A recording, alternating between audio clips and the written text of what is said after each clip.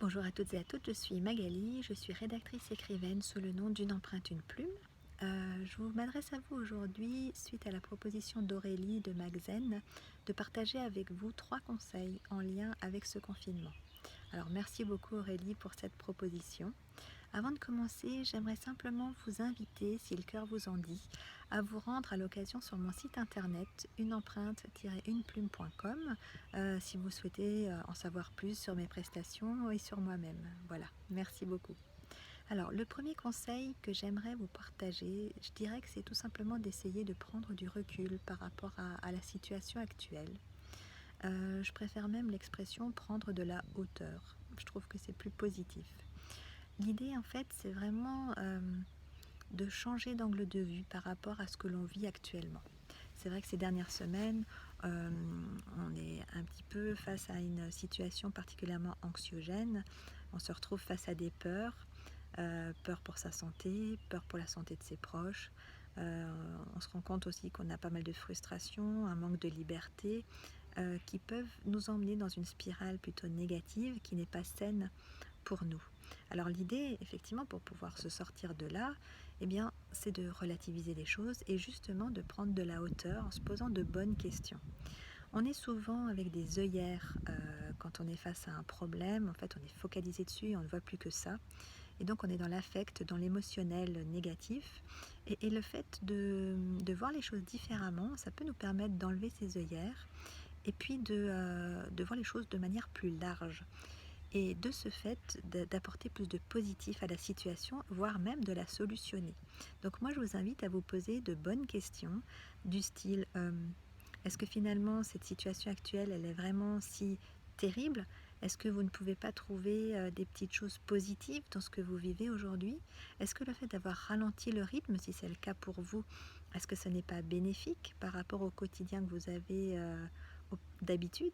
Est-ce que le fait de passer plus de temps en famille n'apporte pas aussi plus de joie dans votre vie? Est-ce que le fait d'être plus tourné par exemple sur une bonne alimentation, je prends un exemple au hasard, est-ce que c'est pas quelque chose qui est vraiment chouette parce que vous n'avez pas le temps de le faire d'habitude? Et finalement, les réponses à ces questions vont vous apporter, vont faire une sorte de bilan de votre vie actuelle et vont peut-être vous permettre d'envisager aussi l'avenir différemment. Et ça, pour moi, c'est forcément positif parce que c'est utiliser l'existant pour créer du nouveau. Voilà. Donc moi, je dirais que oui, prenez du recul, prenez de la hauteur par rapport à cette situation. Dites-vous aussi que ça ne va pas durer éternellement. On va finir par s'en sortir. Alors bien sûr, si vous êtes vous-même malade, si vous avez été atteint par ce virus ou si vous avez des problèmes financiers, je peux comprendre que ce n'est pas simple et que la situation est difficile avec ce poids sur les épaules.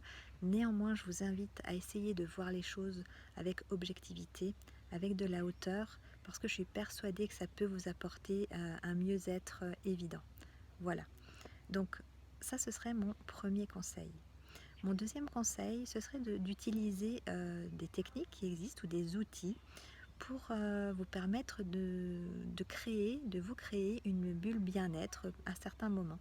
Alors, je vais vous parler de l'écriture, mais il en existe d'autres. Il y a, je sais pas moi, le dessin, la peinture, la sculpture, même le jardinage, c'est génial.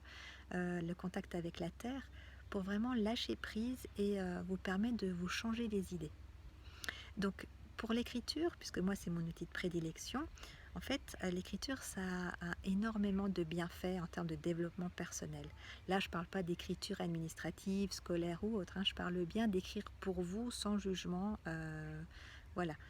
Et de ce fait, je vous propose par exemple un petit exercice pour vous aider justement à lâcher prise. Donc prenez une feuille, un stylo, et puis si vous ressentez de la colère, de la frustration, quelque chose de négatif en vous, eh bien je vous invite à tout écrire sur la feuille, vraiment à tout lâcher sur cette feuille, à évacuer toute la noirceur que vous avez en vous, tout ce qui vous pèse.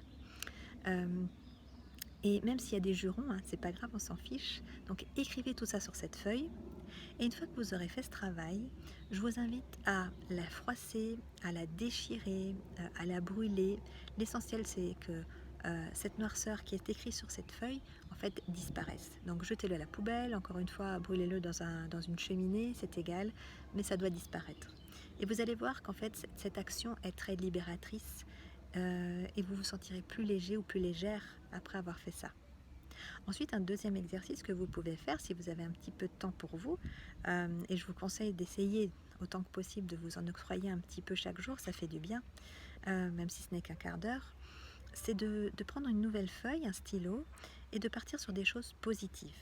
Par exemple, essayer de réfléchir à tout ce qui pourrait être positif de mettre en œuvre à la sortie de ce confinement, ou par exemple d'écrire une lettre d'amour à vos enfants, à votre mari, à quelqu'un qui vous manque peut-être, que vous ne pouvez pas voir actuellement. Ça peut être peut-être je ne sais pas moi, de rédiger un rêve, écrire un rêve que vous auriez enfoui au fond de vous, et vous vous dites, ah bah tiens, comment je pourrais le raconter, pourquoi pas, et qui sait, peut-être qu'à l'avenir, vous allez le visualiser et puis il pourrait se réaliser. Ou alors vous pouvez développer votre créativité d'une autre manière, vous pouvez penser à une image, je ne sais pas, un oiseau, une plage, la forêt, etc. Fermez les yeux, imaginez cette scène ou imaginez cette image et rouvrez les yeux et laissez vos émotions parler positivement sur la feuille. Laissez votre main écrire les mots qui vous viennent et vous allez voir que ça peut être particulièrement positif en termes de créativité et de ressenti. On n'est même pas obligé d'écrire de gauche à droite, vous pouvez tout à fait écrire de droite à gauche, de diagonale, en rond, etc., comme vous voulez, parce qu'il est prouvé même qu'en écrivant autrement qu'en utilisant la méthode classique, en fait, on travaille plus sur l'aspect émotionnel des choses et on fait ressortir plus de choses. Donc, moi, je vous invite à faire comme vous voulez, mais simplement de vous faire du bien en écrivant et en vous faisant confiance. Sachez que là, il n'y a aucun jugement. On ne va pas regarder s'il y a des fautes d'orthographe, de grammaire ou de tournure de phrase, on s'en fiche. L'essentiel, c'est que vous vous créez cette bulle de bien-être à vous et que vous fassiez du bien en écrivant. Voilà. Donc ça, c'était mon deuxième conseil. Mon troisième et dernier conseil, eh bien, il est tout simple. Moi, je vous invite à vous activer, à bouger. Pour ça, il n'y a pas besoin de faire beaucoup de sport ou quoi. De toute façon, on est un petit peu bloqué actuellement chez nous à ne pas pouvoir trop bouger, en tout cas à l'extérieur, mais vous pouvez justement bouger à l'intérieur. Moi, ce que j'ai essayé, ça va vous paraître un peu farfelu peut-être, mais j'ai mis de la musique chez moi, tout simplement, et je me suis mis à danser dans tous les sens. Alors, si vous connaissez des exercices de Zumba, faites-les, par exemple, reproduisez-les, mais si vous ne connaissez pas, vous en connaissez pas, c'est pas grave. En fait, le mieux, c'est de vous déhancher, de sauter, de danser dans tous les sens, de faire des mouvements en haut, en bas, vous baissez les genoux, enfin bref. Et l'essentiel, c'est de vous activer, encore une fois, et de ne pas vous prendre au sérieux. Alors invitez votre mari, invitez vos enfants et prenez-vous une petite demi-heure où vous faites n'importe quoi. Et en fait, je dis ça parce que on est tous dans le contrôle en règle générale, on est tous dans les règles, on a tous envie que ce soit très carré.